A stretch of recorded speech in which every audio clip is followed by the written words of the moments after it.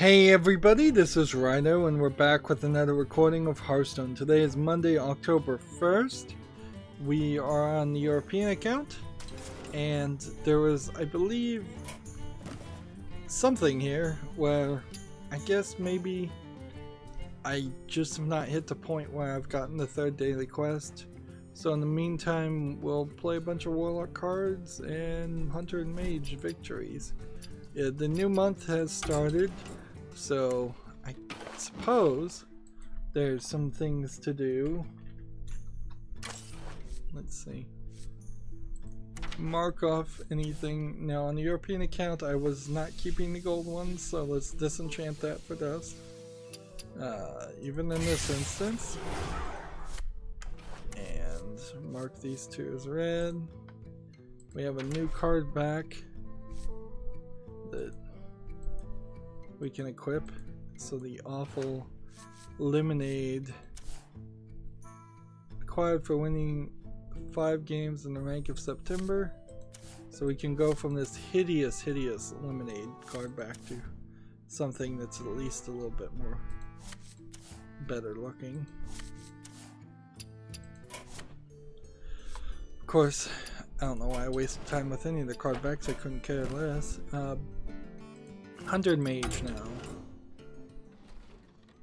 Death Rattle Hunter, it's time to reset. We're at rank 24. We want to get back up to rank 20. If we could do that today, that would be great. We have a ton of games because a lot of games came up simply because of the no, a lot of games were left over from Friday and the fact that I didn't stream on Wednesday, and we're still trying to go through all of that. So here's a Chinese only game that called Human Live. How long can human beings exist? Question. Survive the end of the earth. Challenge. Disaster. Save the world. If you ever needed a literal Chinese translation, that's probably one for you. More and more Chinese companies are getting listed on Steam. I suppose that's a good thing. Maybe if they enter the market, they will see the competition and step up their game and not just create low effort games. I think by the fact that Steam was not allowed in China, there is a lot of room for A, there to not be competition where there should be, but B, for there not to be a realization that there is competition outside of China that people need to try to strive to compete with. Meanwhile, though, we'll get into a story eventually where Tencent, the giant, I thought at least in part controlled by the Chinese government organization that owns like Riot Games, turns out they're getting, it seems at least in part, away from games development, since China is not approving video games of any sort, even the internal ones. Moving on though, TechRaptor has an article. We'll get back to that story when I actually have it in front of me. TechRaptor has an article, Fallout 2 turns 20, creative differences never change. So I'm not 100% sure what the story is with Fallout 2. I'm fairly certain that Fallout 3, when that came out, was a completely different, or for the most part completely different group of people making Fallout 3. But I wouldn't be surprised if Fallout 2 was slightly a different group too. Fallout 1 and 2 is a top-down isometric 2D game basically. So when you get to Fallout 3 and it's this 3D first-person shooter game, it is really drastic change. So much so that it's kind of hard to decide if it would ever be valid or worth your time to go back and play Fallout 1 or 2. I imagine the games are relatively shorter, but they probably are still pretty long.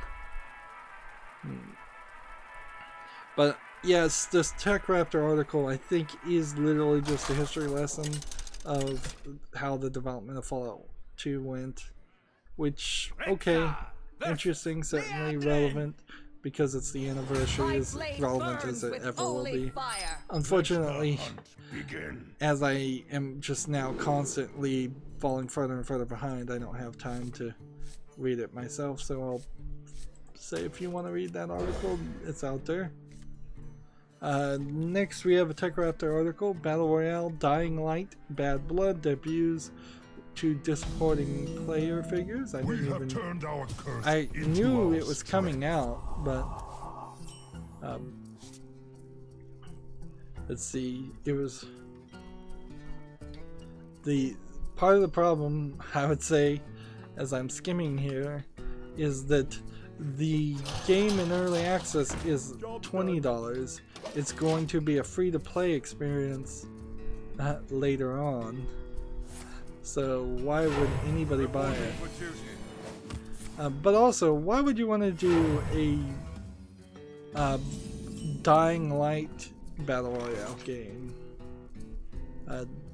What this really tells me, unfortunately, is that there's probably an admits here that they don't know how to make Dying Light 2. And they've been putting so much work and effort into making Dying Light the great game it is. I'm not sure that they know how to make something different or better, and they kind of need to do something different, because they've been working also on the first, what was it called? Dead Island. So the Techland, the developers of Dying Light, went from Dead Island 1 to Dying Light. I don't believe there was anything in between. They've been working on Dying Light for years now. It's a great game. I need to get around to playing it. They've been adding content and such. But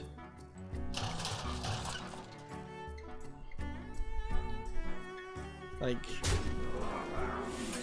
that's 2 zombie games in a row, and they really need to move on to something different. And I guess the idea of doing a battle royale is doing something different. It's just not a super unique thing. According to this article, they saw a peak of 455 players, and I'm not surprised. Alright.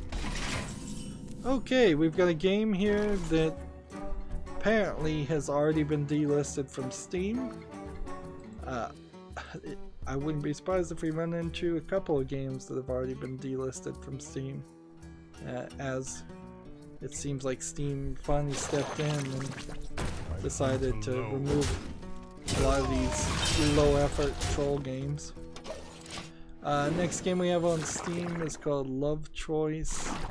It says it's in English. Looks like it's a Chinese game. It says, do you know what love is? This game is trying to give our answer. This game encourages people to have a sensitive, gentle heart and joy. That sounds very much like a Chinese or Japanese idea. But what I'm seeing here is basically pencil sketches, like marker coloring pictures with very empty backgrounds. Some of the scenes are just all white with the character in the middle of a white background. Just no details. Let's do this.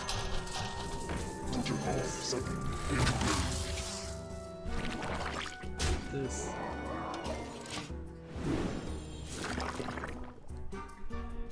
Yeah, It's in English, Japanese, simplified Chinese, and traditional Chinese. No, I would tend to guess that it is a Chinese game. 40% off for $1.19.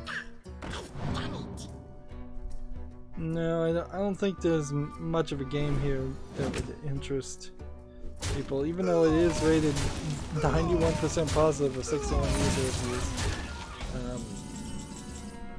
Seems like it's going to be really, really short for $1.20. If you're into, I guess, visual novels, says we will create more stories and all the stories will be updated for free. So it's an unfinished product. So yeah, close that tab.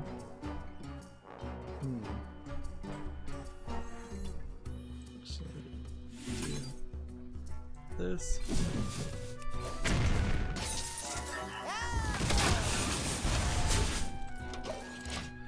TechRaptor has an article, Creed Rise to Glory review, the glory of Michael B. Jordan's abs. From what I've heard, this Creed game is actually really, really good. And TechRaptor agrees, it's 8.0 out of 10, great. Summary says, Creed Rise to Glory's boxing manages to hold the game together and exceeds what I'd expect from a licensed VR game. It's well worth playing for anyone looking to punch a face or two in VR. Pros boxing is pure fun, great training montages before the fights, neat fighting mechanics, and Rocky's soundtrack. Cons, the story never shows up, online is too easy to cheese, and there's not much content. Like, from what I've heard, Creed is also probably the VR punch-out game that you would love to get and you probably will never actually get from Nintendo. Access denied.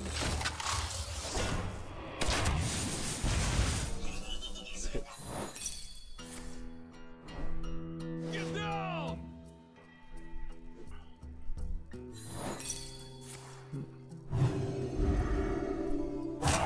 Quickly. Alright, I think I have enough next turn to win.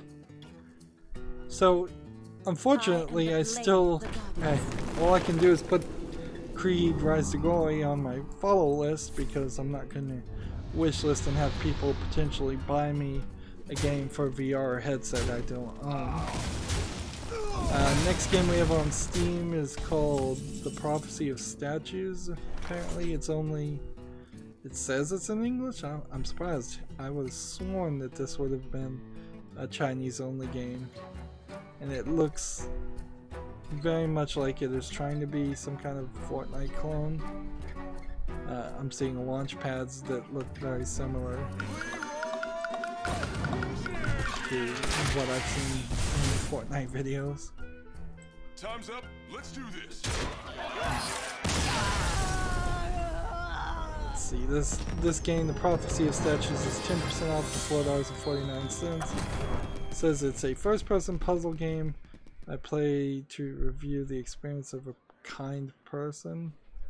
Like, these Chinese translations are getting really, really bad. Like, there must be a lot of businesses that just opened up overnight saying, hey, yeah, we can translate your Chinese game into English and put it on Steam. And then they're just doing a really, really poor job of translating it. Versus Gul'dan. Your soul shall be mine. Moving on, TechRaptor has an article. Facebook vulnerability allowed theft of almost 50 million access tokens. Yeah. Don't use Facebook for any kind of security things. Probably don't use Facebook for much of anything, if anything at all. People have been saying that for a long time. I won't go into the details of it. From what I've heard, if you recently logged into Facebook and had to re-enter the password or log in again, you were probably affected by the hack. I didn't see any real description on what was being done with that. The main worst case scenario I've heard is that if you're using Facebook to log into other services, then you've also compromised those services. That also, or you haven't compromised it, Facebook has compromised it. Just bad security in general.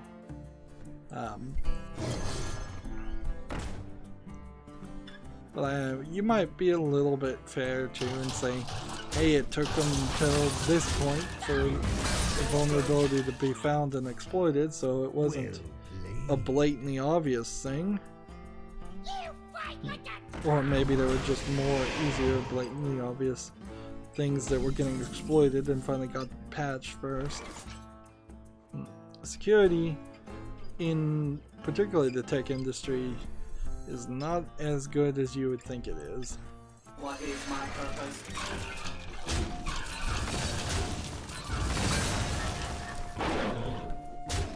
Moving on, we have a game on Steam called Dice Warrior. Let's see if this one's in English. English and simplified Chinese. It looks like it's a 2D side-scrolling game where you're rolling dice, and the 3 dice are then used to determine how you attack or heal. So the dice have like a heal side or a shield side or a attack side. This looks like a rather boring looking tapper that maybe you would be interested in playing if you were playing it on your phone, but I think in most instances it would just be really, really dull and slow. Probably should have attacked with this. Yeah, I should have attacked with this today. Oh well. I'm still gonna win. Dice Warrior is 20% off for $3.19. It's early access. Yeah, I'm looking at all the things. It doesn't seem like it visually changes it up enough to make it catch or maintain anyone's attention for more than 5 minutes. Next we have a game called Wuxia, I guess would be how you pronounce it. It's W-U-X-I-A Master. It'd be like Wuxia Master. It's mixed reviews, 51% of 221 users. It's only in simplified Chinese and traditional Chinese. So in fairness, unless there's a bunch of other people reviewing the game badly in languages that it doesn't support, seems like even the Chinese player base and people who play Chinese games don't seem to like a lot of their own games marketed directly to them. Of course, there could be a whole myriad of reasons that we'd have to go into depth to see why. I'd have to be able to read Chinese to read the Chinese reviews to see the reason why. This Wuxia Master looks like it's mostly just a boring cell phone fighting game, but not a real fighting game where you're moving the characters. It seems more like you're just using maybe abilities and items to change your abilities, and then you get them in the fight, and it looks like the fight might just automatically happen between two. It might be like a timing mechanic or something. Like, I can't even figure out what kind of game it is, but it's not English, so whatever. Let's move on. Ooh, I wonder what this does.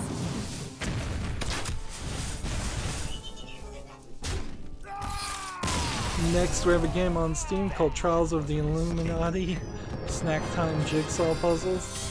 It has a really, really weird name. It's 40% off for 59 cents. It's almost certainly a garbage game because it's in 2 different bundles, and yeah, it's just a ridiculous jigsaw puzzle game. But then when you get into the question, is it a troll game? Probably not. It's just a low effort game. Like, it is what it says it is. It's just not to the level of quality that I think should be on Steam. Although maybe it doesn't matter if it is on Steam too. Maybe I'm the only person that ever sees them. Me and a few other people that look at every single game that comes on Steam. Like, at a certain point, Steam will have to decide what is the point where there's enough jigsaw puzzle games on Steam. Where's the point where there's enough slide puzzle games? Your soul shall be mine. Moving on, Gamasutra has an article. Google is testing an in-Chrome game streaming service with Assassin's Creed Odyssey. It's called Project Stream. It's an interesting idea. But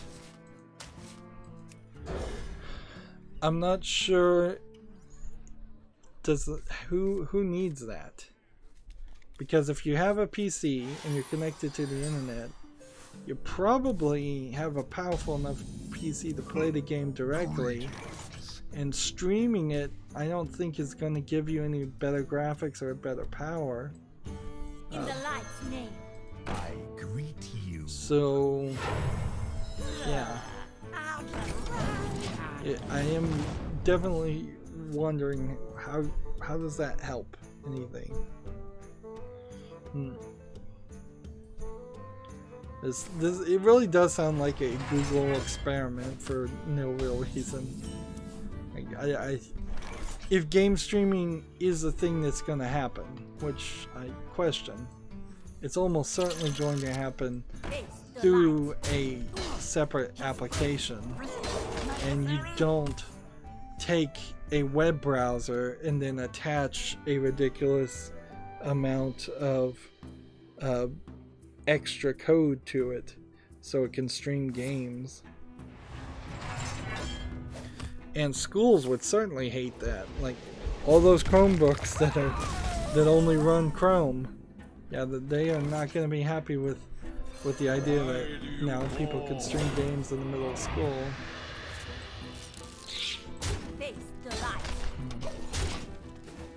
Let's see. There's a video here of gameplay capture, so let me watch this. I was saying it was 1080p streamed at 60 frames per second of Assassin's Creed Odyssey, a game that's not out yet, so you couldn't really compare or have any experience with it. Odyssey might be out like today, honestly. Although, real questionable why anybody would want to play it unless you've just played all of Origins already.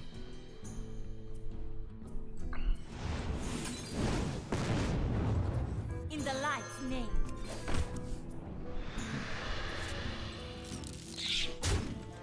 So the gameplay trailer is basically just showing me a section at the beginning that is probably pre-rendered cutscenes.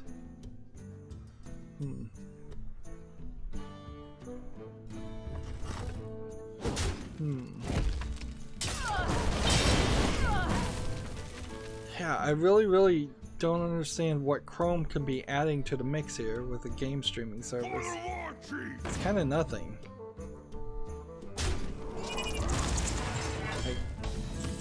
If you told me the opposite, if you said that you've built a game streaming service on Chromium's code and you've forked Chromium's code into its own separate application, I'd be like, okay, that was a smart idea, that's a good idea.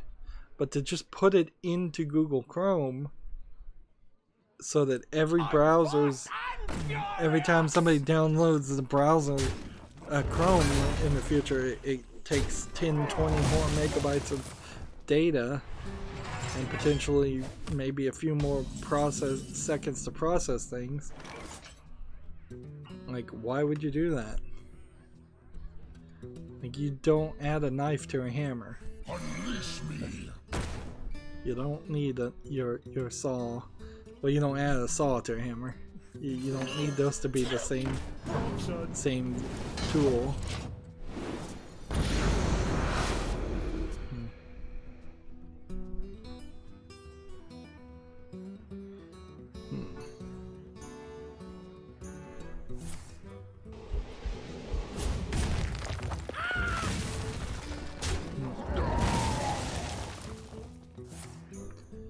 Yep, and all I'm seeing is the main character, the male version of the main character, run around. And I don't think he's in a particular island that's heavily inhabited with animals or characters, and some of the parts are done on the sea, which is probably particularly empty.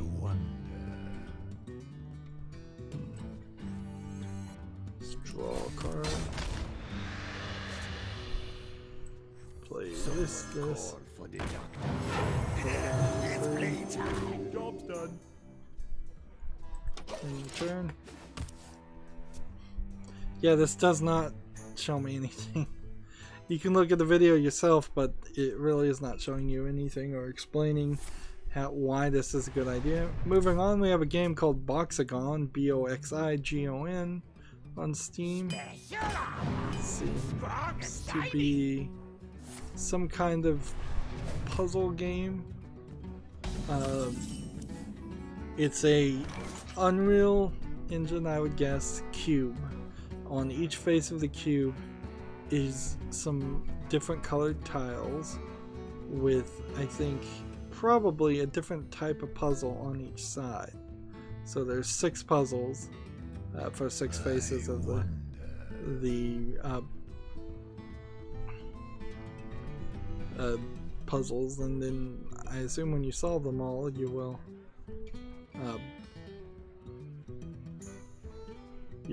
open the cube.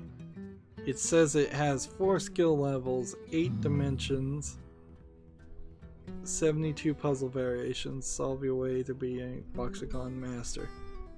See, honestly, if this was a real-world puzzle, I kind of would be like interested in it. But because it's digital and because it looks ugly, really ugly, my main thought here is just, yeah, it's not worth the price before I even see the price, and when I look at the price, it's 10% off for $7.99. Yeah. Not good. Not a good enough quality game. Moving on, TechRaptor has an article, Good Old Games, that celebrates 10 years worth of deals, discounts, and more. Let's see. Gamers can head to Good Old Games right now and vote for a free anniversary gift. The options are Shadow Warrior 2, Super Hot, and Firewatch as the game as a free game to Good Old Games members. The, of course, issue there is I would love to get Firewatch and not give any money to the developers of Firewatch, which, interestingly enough, I heard, and I'm not sure if this is accurate, that some of the LucasArts developers who went over to make Telltale eventually left Telltale and went over to make Firewatch. And yeah, I could kind of see the artistic idea there, where if you wanted to make something a little bit different than The Walking Dead and make it look a lot better, Firewatch might be the game for you. Like, yeah, I guess Firewatch in a lot of ways is exactly the same thing as a Telltale game. It just looks prettier and the interface is slightly different. And it's not generally focused on a giant dramatic story.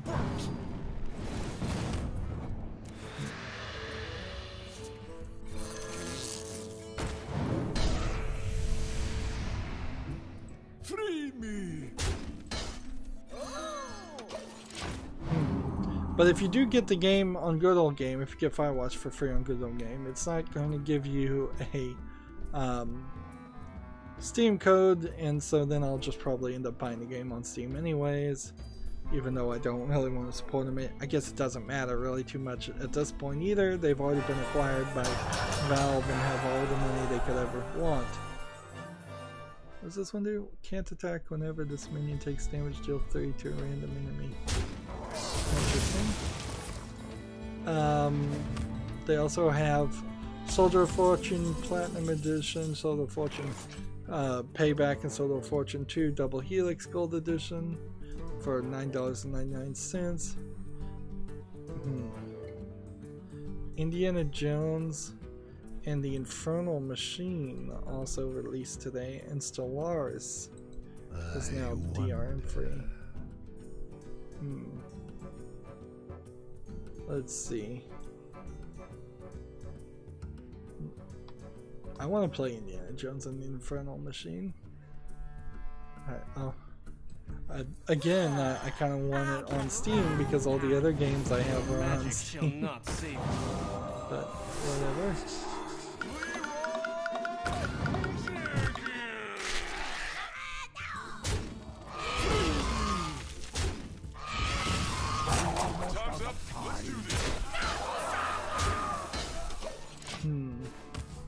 They have a Timeless Essentials bundle for Theme Hospital, Dungeon Keeper 2, System Shock 2, and Another World for $5.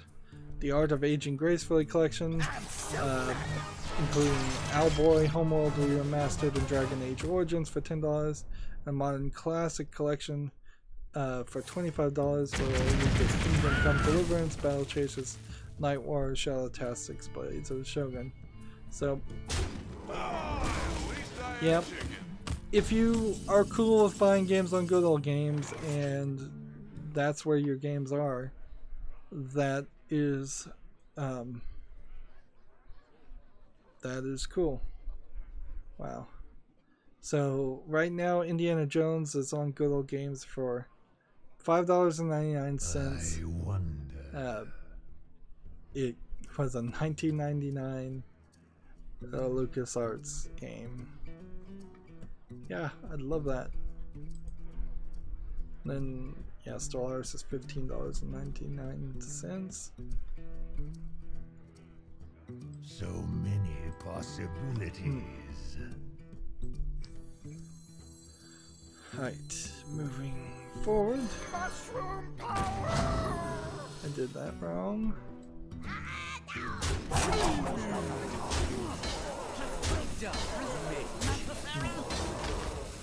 Gotta remember to play Hearthstone every now and then too. Alright, Game Sutra has an article. Tencent restructures with an eye on corporate clients as games business stutters. Chinese internet and video game outfit Tencent has undergone a restructuring for the first time in 6 years, according to Reuters. The game, which owns League of Legends maker Riot Games and Clash of Clans creator Supercell, has endured a tough time of late due to the tightening game regulations in China.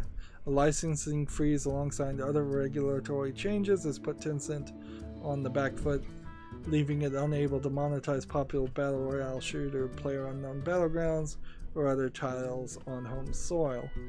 After experiencing continuous growth since going public in 2004, Tencent has witnessed the market value tumble in recent weeks, with its share price on the Hong Kong exchange falling to 323.20 Hong Kong dollars compared to the 406 at the end of 2017, 406 Hong Kong dollars. Well, it is also reporting a decline in PC and mobile game revenue back in June. Let's play this. Get that.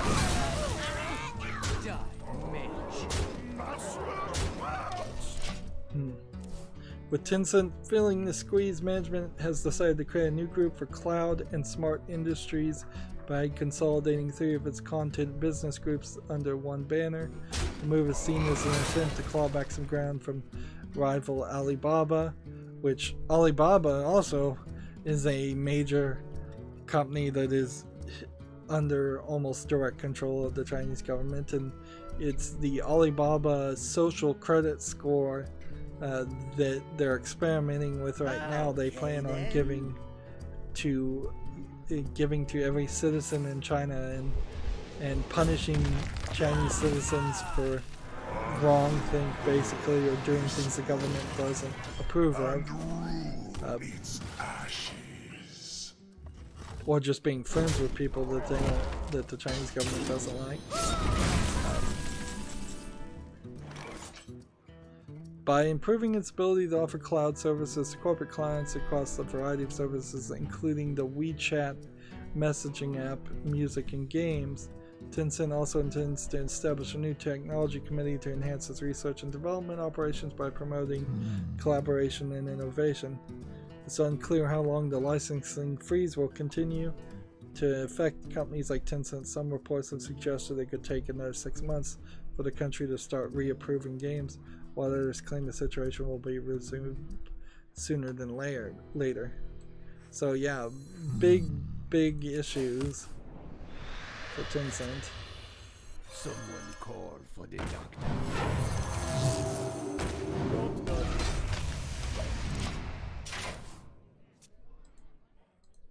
Let's see. Moving on, we have a game on Steam called Expedia C-Note VR, C-E-N-O-T-E. This experience takes you to caves of similar C-Notes that are found in the Yucatan Peninsula. I don't know what C-Note is. Is this a cave? Apparently. This is a cave. Like a lot of caves have flooded, and you're VR going through this animated cave. I don't know specifically why you'd want to make this in VR, though. Like, wouldn't it be easier and wiser to do this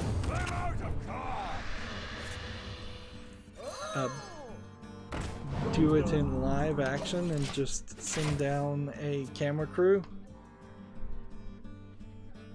to show off what really is there?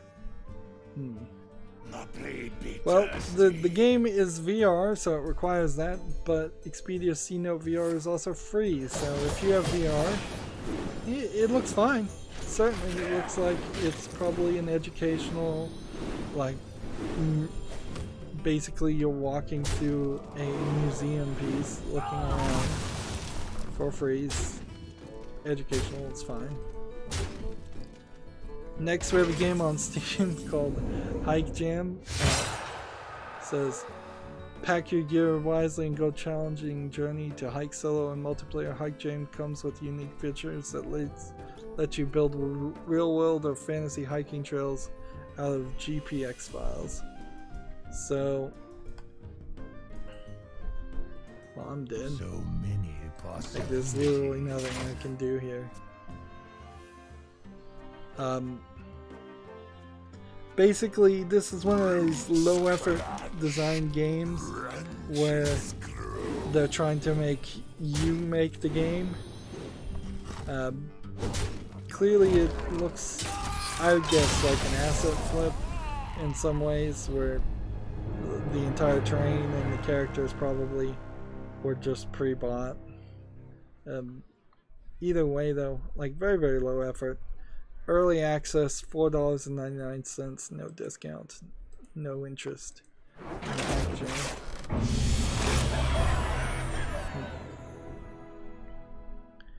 Okay, I need to just continue to play Warlock cards. Do I have any other choice than playing custom Zoo Warlock? No, I don't. Gamasutra has a blog called Why Do Publishers Leave Steam? A Make Your Own Platform Trend. And I think I'll leave this, since this is a lot of inside baseball information, I'll leave this article for people to read themselves if they want. I'm seeing a lot of animated GIFs in this article to make up for what is at best only a moderate amount of information. And I think it all just kind of boils down to, why did EA create Origin? Is simple. They wanted more money. Why did Ubisoft make Uplay? Because they wanted more money and they knew they could get away with it. But when you're looking at some of these other ones that have gone their own way with stores, there's NCSoft is listed in this this list. I didn't know that they had a store. Games163.com, which is NetEase. Didn't know that. WeGame by Tencent. I did know WeGame. 37.com from 37 Interactive. Never heard of that. Arc and wanmei.com for Perfect World. Nexon, Hang Games, Epic Games, Wargaming.net. Like most of these companies, with the exception of Origin and Uplay and Battle.net, are companies that I didn't even know had their own service, and I would never use it. And I only begrudgingly use Uplay and Battle.net and EA Origin. Let's see. We have Mahmood on there on the chat saying, "Hello Rydo, how are you? It's been a long time to watch your fun videos." Hey Mahmood, welcome back.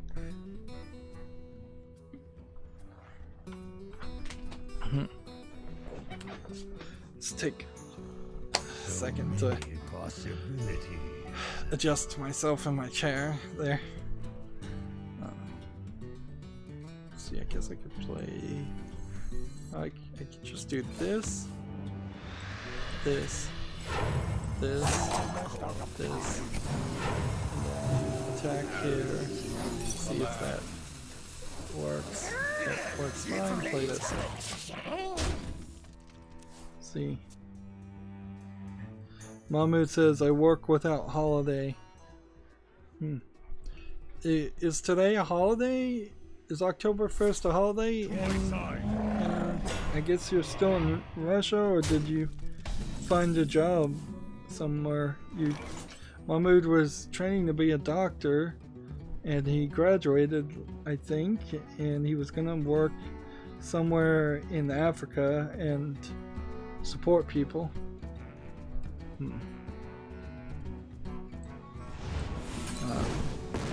Do a lot of like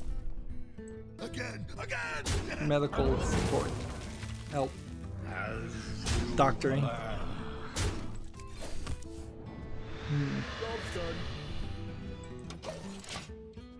Let's see. TechRaptor has an article: Lego Worlds DLC locked behind the Nintendo Switch Online, which I'm kind of surprised that Lego Worlds even made it to the Switch, because it was so quickly abandoned that I'm really surprised about that.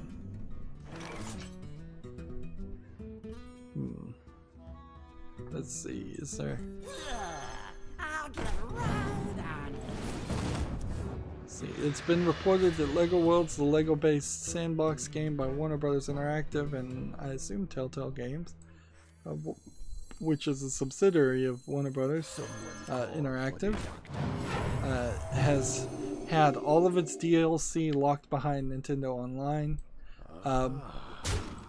Now, the problem with Lego Worlds that they were constantly having, and part of the reason why it was abandoned, was the fact that the online interactions were just very, very difficult to constrain and stop. It's a sandbox world where you can build anything out of Lego, and inherently tons of people were making phallic objects and penises out of Lego, and they were doing their very, very best to try and filter all of that out, or spelling out bad words and things like that.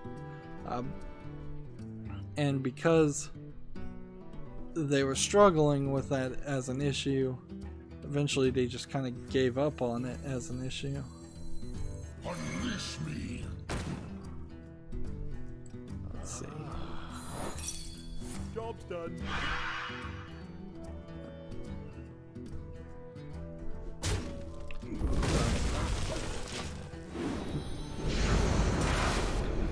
So the issue stemmed from a Twitter thing.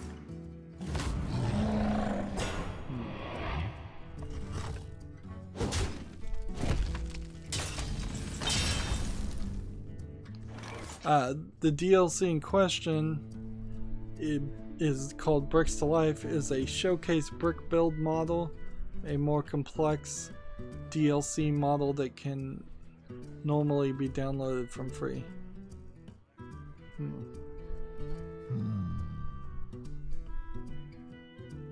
And apparently Warner Brothers is directly blaming Nintendo for this and saying that they have changed their policy and you have to use Nintendo Online for any online service, even though Nintendo themselves is not using Nintendo Online for all of its services. That's crazy. Let's see, the quote is, recent policy changes per Nintendo requiring an online account to access this content is a proper function going forward. Let's see. Of course, that was a customer service representative that said that.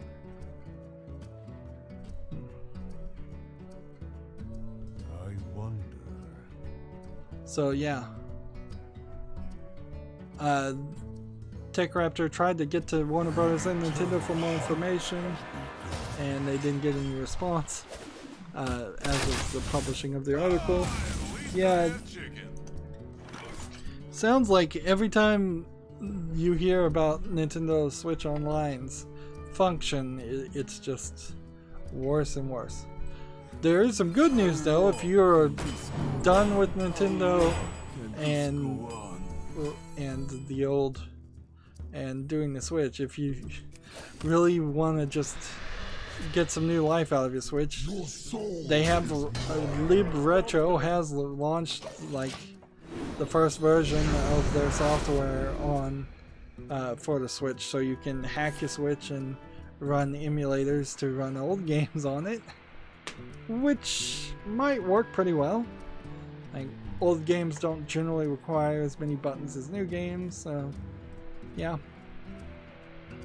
And then you'd have a portable system. The question for me is, I would love to do that, but how am I going to be able to get a Switch cheap? Because I basically need to get one for free, because as soon as you hack it, you're never going to probably be able to play the original games on it again, or at least any original games that have any kind of online connectivity or need for upgrading or patching.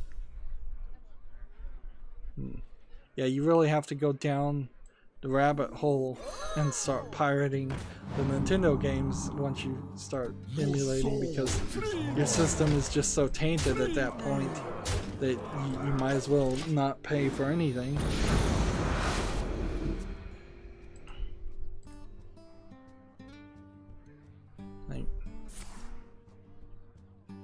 That was the cool thing about the PlayStation 3's other OS at some point, was there was a potential there where you could have on the PlayStation 3 install a secondary operating system that was running emulators, and perhaps wherever you live in whatever country, it would be legal to play those emulators in certain situations, and then you could still boot back into the Sony operating system and play legitimate copies of Sony PS3 games.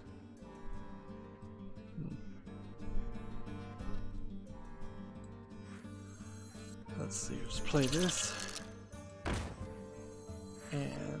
this. That should have been the first thing I did. Do that. And play that. Okay, we've got a game on Steam called Love, AH, love, exclamation point. Says it's the description really is just hyping up the game and not explaining what it is. It seems like what it is a really small puzzle game in the middle of the screen using what it looks like some Windows 3.1 level graphics as some kind of box pushing puzzle game. Okay. Really can't even tell what it is. But I can tell it's going to be pretty boring.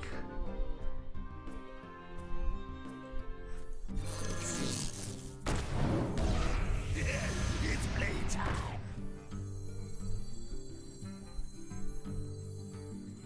Mushroom power. Okay.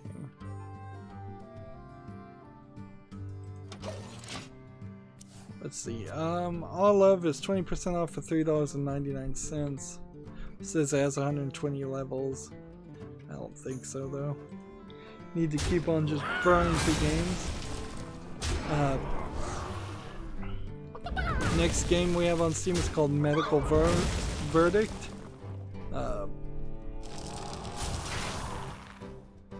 Seems like it's a VR game where you go around looking at some what I would call just asset flips. Seems to be somewhat focused around like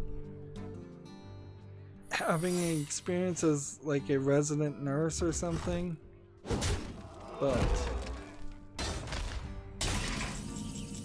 it seems also very random.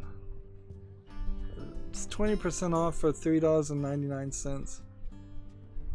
Try to pass a virtual medical exam with realistic graphics from a first-person view. Your attention is represented by following doctors and procedures. You follow a therapist, a psychiatrist, an MRI, X-ray, gastroscopy, a ophthalmologist, and analysis.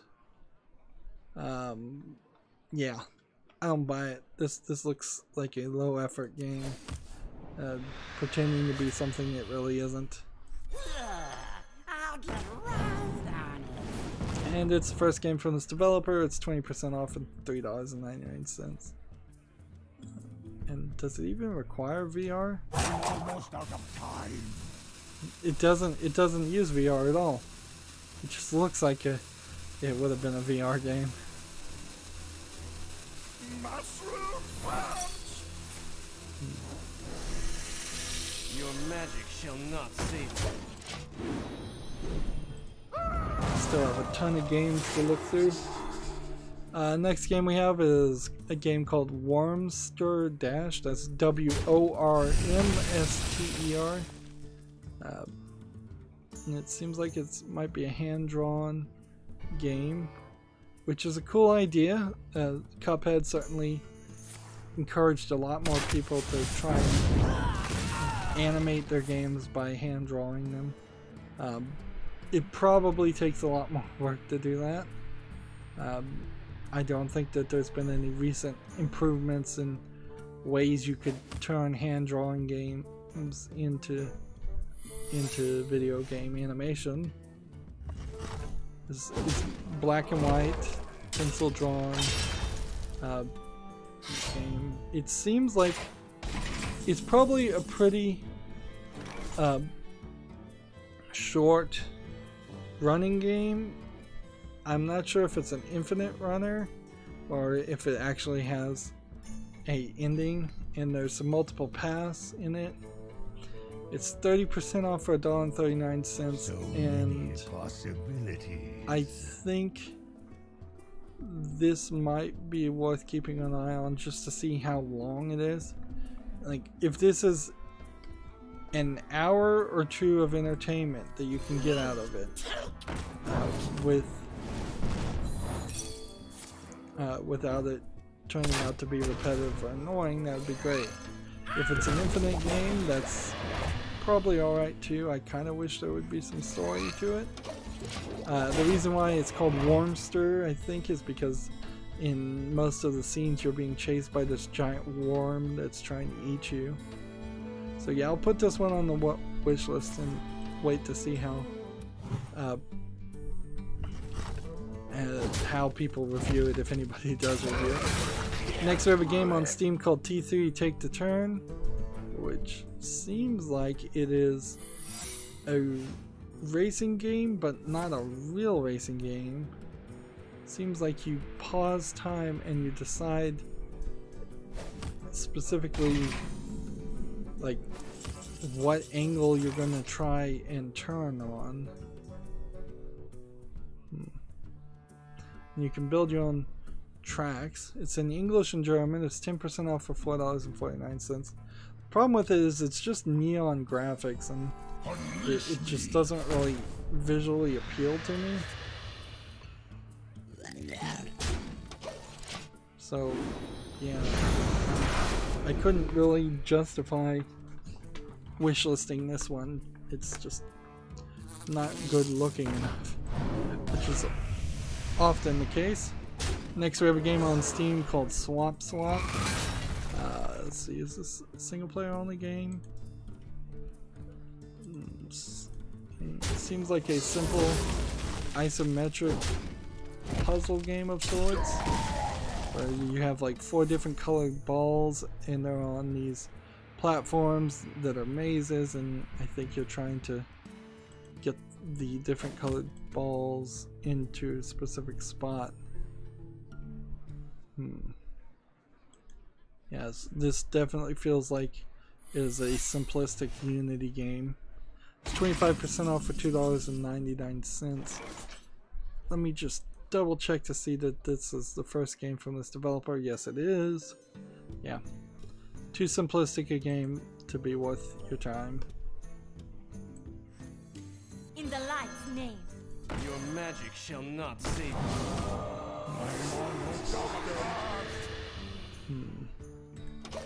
About to loot. Next we have a game called Howard Phillips Love Car. It says it's a top-down driving shooting. It's like Devil Daggers and GTA 1 Kill Frenzy. Stop the great old ones or die trying.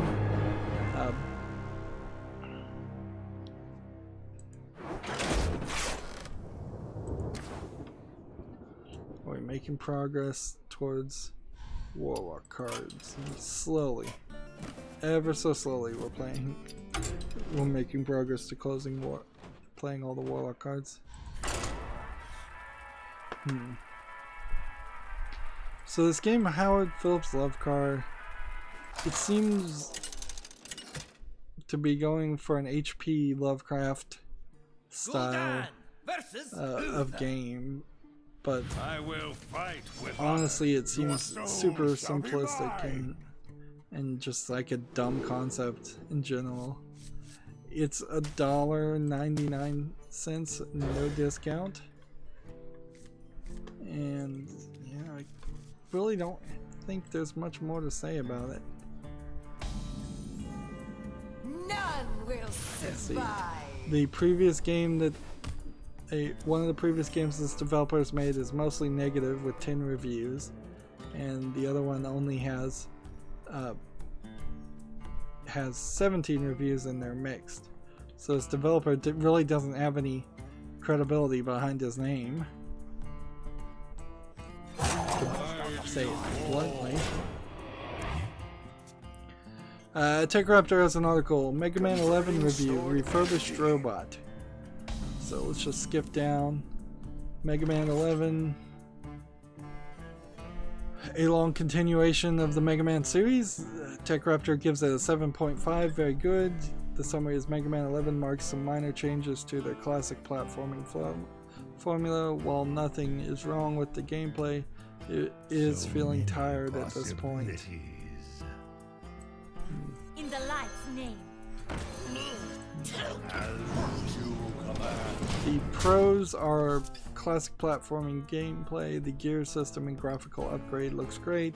The cons are little innovation overall, uneven gameplay difficulty, which is something you probably could say for all the Mega Man games, and forgettable extras and music. But honestly, even that much progress is probably a lot for Mega Man, considering how some of the other developers of the Mega Man series went on to make a lot worse games. Moving on, GameIndustry.biz has an article. More than 107 quote trolling games removed from Steam in 2 weeks. Valve's quote anything goes approach to curation does not include Boobs Battleground, Logan vs KSI, or Putin, comma Boobs and Trump.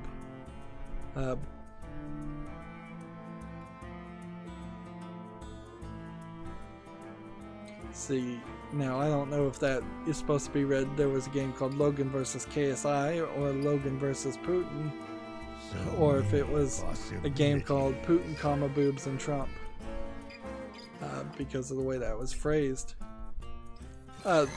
And I think I'd seen at least a couple of those games, but also obviously.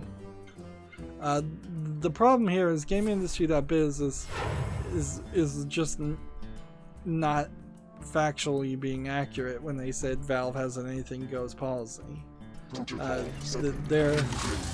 Their outright trolling policy was how they described it at the beginning in their change of their policy, and they have not changed or done anything since then.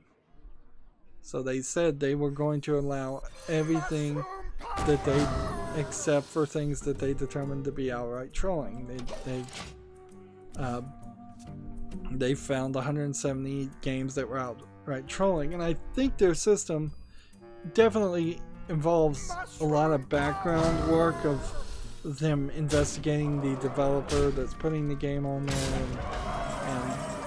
and maybe taking the money from them to drain the Steam so they can't just like spend another $100 or not have to spend anything to list the game.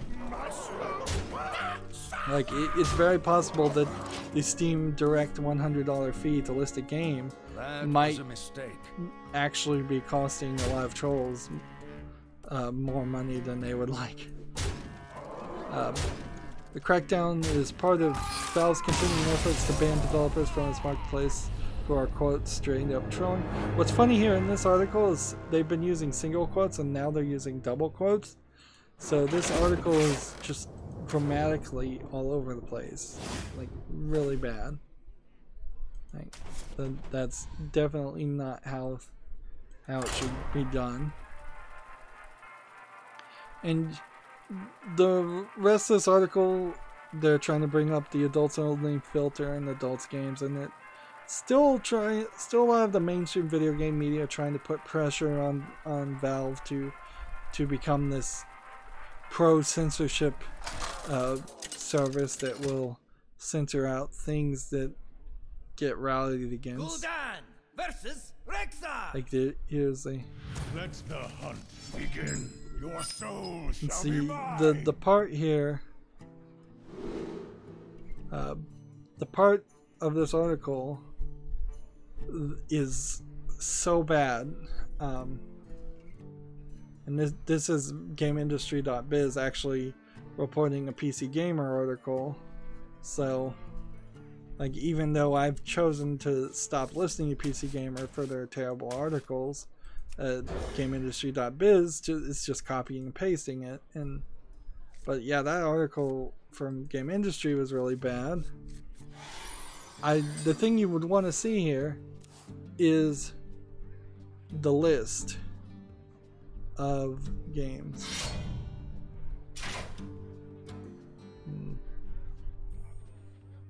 And like, I'd like to see a full on list. And apparently we can do that. Just see how many of these have been kicked off. Like, I'm looking here at quite a long list of games, and I don't recognize any of them so far. A lot of them, honestly, without going into real detail of what was wrong with these games, I wouldn't immediately, just by their names, say that they should be kicked off. Some of them definitely.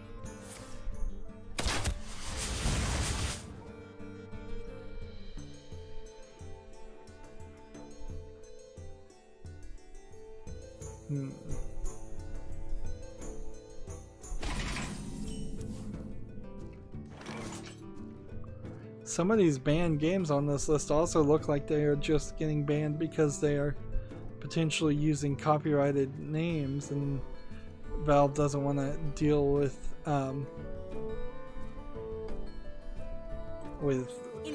DMCA listings and takedowns.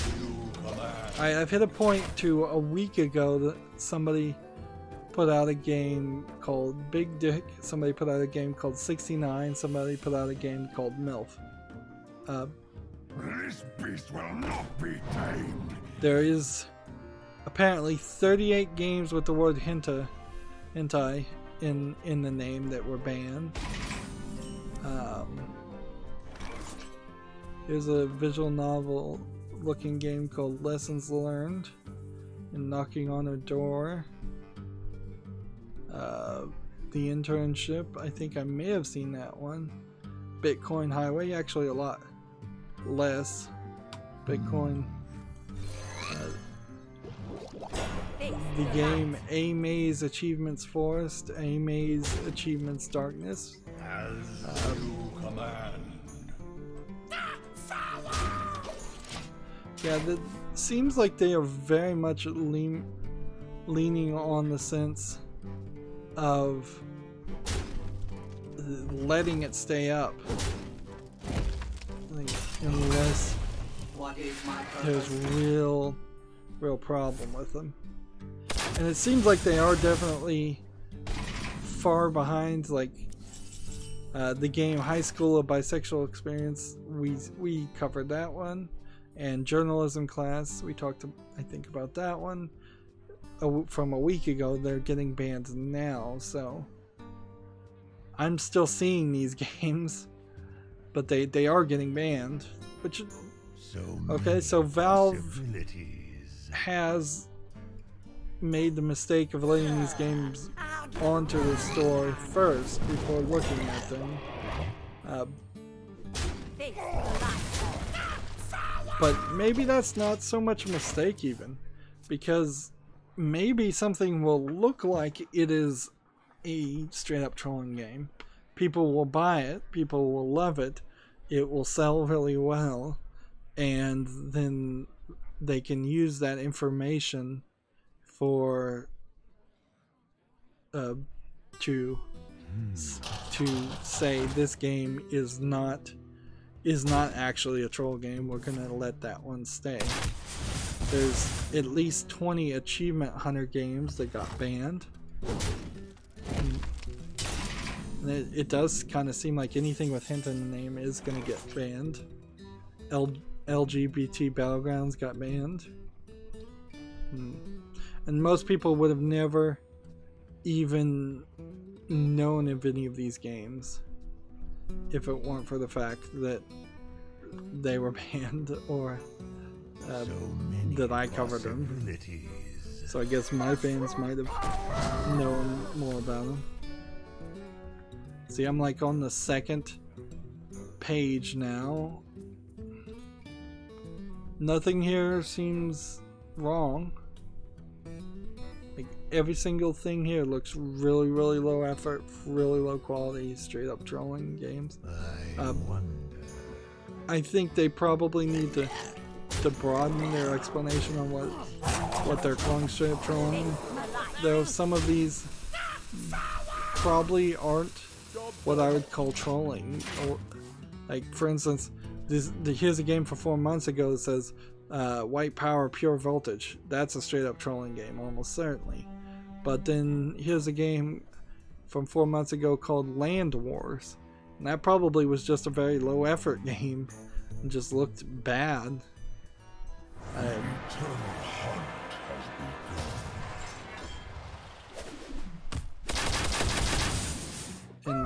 like on the second page, it's going back to a year from now. So either Steam Tools has not been listing banned games for a while, or this is just a or they've really stepped up their efforts, which I think they probably have stepped up their efforts. But I would say so far so good. Like, this does not feel like the Campo Santo group in Valve has taken control over. If anything, there's an interesting story. Valve is creating their new card game called Artifact.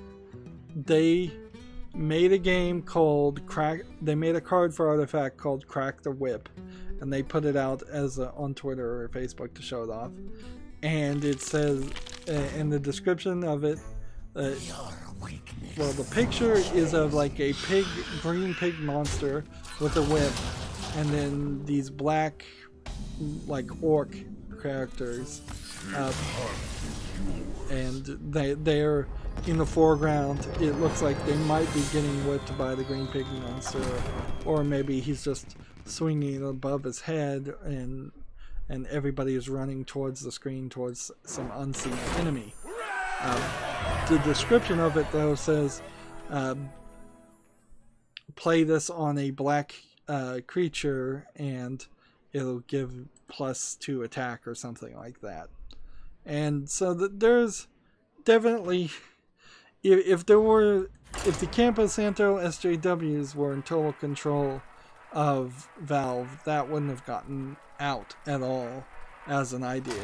It would have been seen as triggering and offensive at the very beginning. So yeah, and the fix for that is they're changing the name to Coordinated Attack. I imagine they might change the image too, but yeah, I don't think you would have that kind of social faux pas if Valve was full 100% of SJWs.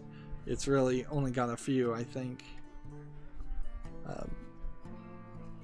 and that's mostly just the Campo Santo group. We have a game on Steam. This will be the last game we play too, I think, for this recording. We've got a game on Steam called Alien Hostage. It seems like it's a simple cell phone, almost like Flappy Bird game. It's 40% off for $1.79. Let's close that tab. Not interested.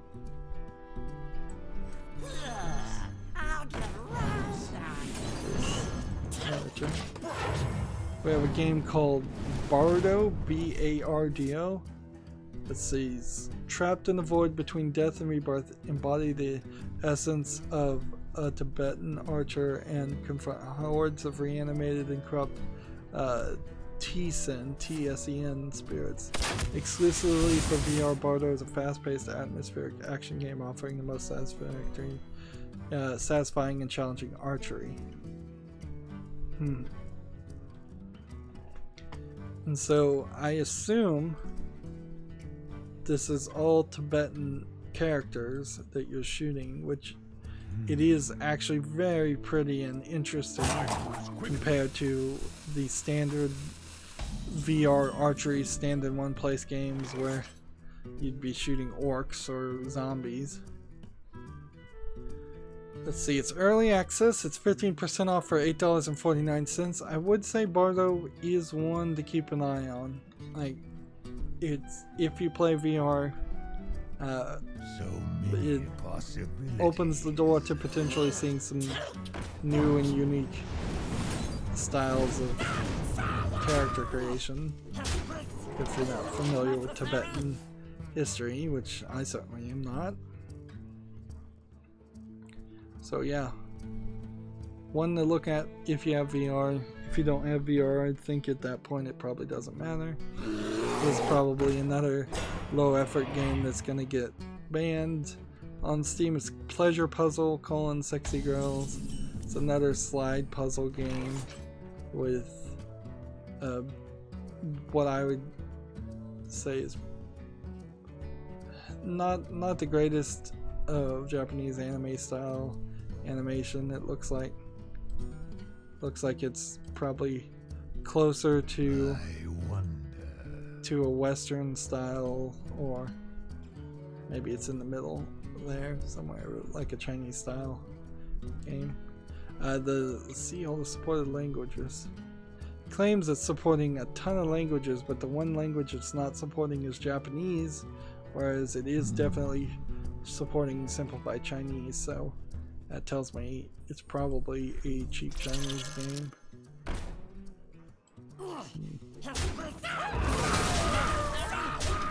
It's 10% off for 89 cents. And it has 88 Steam achievements. So you kind of know what it's trying to do. I wonder if Valve at a certain point is just allowing people to claim over 50 Steam achievements just so that flags their game for further review. Like, I wouldn't be surprised if there is some level of that on like YouTube also, where it lets you do certain things just so then it can shadow ban you for doing certain things. Let's see.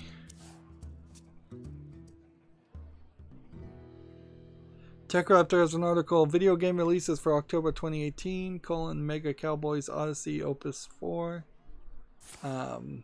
It seems like just a list of games coming out, which, as we're approaching the Christmas holidays, there's gonna be a lot of games coming out. Just looking at this list, yeah, it's a long list. Not really worth going over.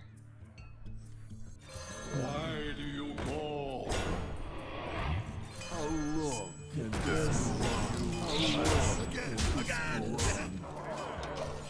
GameIndustry.biz has an article: Mercury Stream, quote, "Going free to play has been a nightmare. The Spanish studio is on its failed business model for Raiders of the Broken Planet and its rebirth as Space Lords. Neither one of those games I've heard about, and this is going to be basically an Inside Baseball article about business practices. Yeah, I totally get it though, that going to free to play is probably a nightmare and probably not the right thing to do for your game. Like, honestly, free to play is probably always the wrong solution, but free sometimes might be the right solution. If you make a game and it's mediocre at best and you just want to like get people interested and get them on your email list, maybe at that point you put out your game for free and say, hey, subscribe so to hear about our next game that's in development. We've seen that on Valve, where small indie developers have said, yeah, we're going to put out this tiny thing for free, and it's going to be like a prelude and introduction to what we can do and what you can expect for us in our next game, which is coming out at a certain point. GameIndustry.biz also has this article: IGDA, the International Game Developers Alliance, I believe, association, is making an effort to put those who have recently lost their job from Telltale, Capcom, and Carbine developers with its virtual Minter Cafe. So what this is trying to do is connect employees who lost their job recently in the video game industry with people who would mentor them who are still working in the industry and potentially hire them as kind of a exclusive LinkedIn job posting site thing. Really what it boils down is to cronyism, and that's what I talked about the story in general earlier.